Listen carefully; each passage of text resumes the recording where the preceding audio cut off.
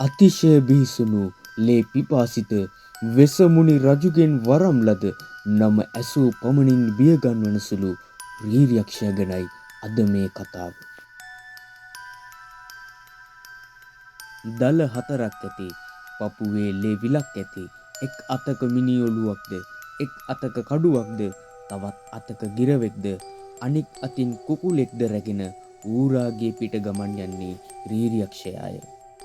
මොහු තරුණයන්ට ගැහැණු ළමුන්ට නොයෙකුත් රෝග ඇති කරවන්නකි.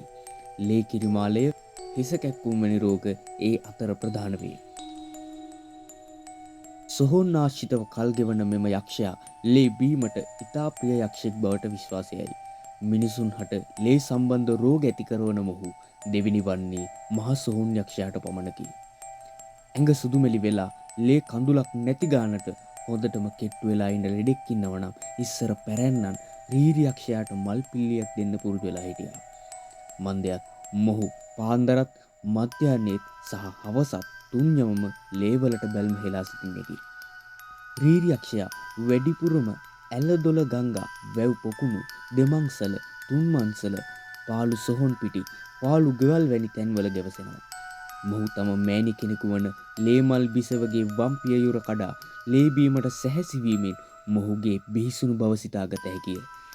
මොහු ලංකාවට පැමිණි මුදුටු සුමන සමන් දෙවියන් මොහු දමනය කොට මිනිසුන්ගේ ලේ බීමට අවසර නොදී පිළිටු පමණක් ආහාරට ගැනීමට අවසර දී ඇත. සොහොන් රීරියකා කඩවර රීරියකා යන අවතාර වලින් මොහු සමන්විත බව සඳහන්ය.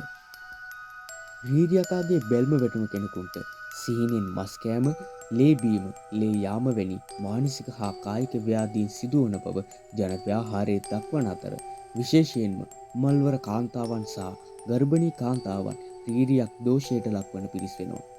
මේ අනුව අවමංගල අවස්ථාවලදී ඉර මුදුන් වෙලාවෙහි තොටුපළවලදී සොහොන් බිම්වලදී ගොම්මන් වෙලාවෙහි මල්වර වූ හෝ තරුණ ගැහැණු ළමුන් හිසකේ කඩාගෙන ගීත ගයමින් හෝ බැදුම් ආහාරට ගනිමින් තනිව ගැවසීම නුසුදුසු වන්නේ රීරියකාගේ බැල්ම වැටීම හේතුවෙනි.